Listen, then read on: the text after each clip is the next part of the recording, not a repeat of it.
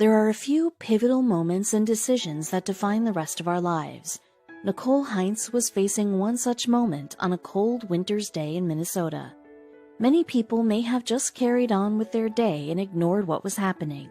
What Nicole did that day changed several lives, not only her own. Nicole posted her story online.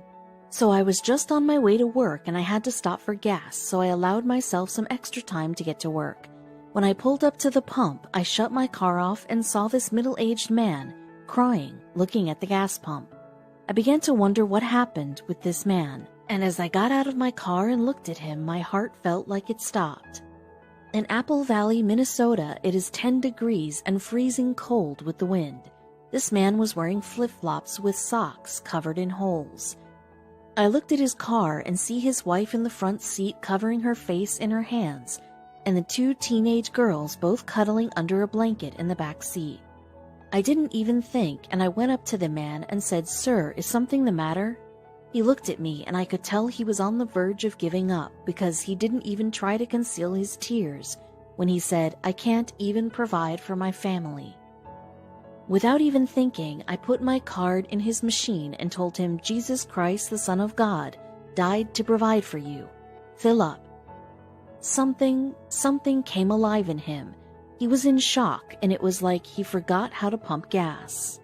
In that same moment, his wife got out of her car. She asked her husband what was going on, and he told her, "I just paid for their gas." So she started to cry and came around the corner to shake my hand when I saw her pants dirty and torn. I asked her to come to my car.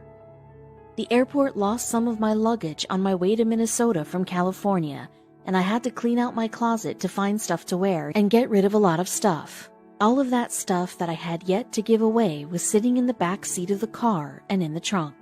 I opened up my car and told the lady to take what she wanted. This lady ran back to her car.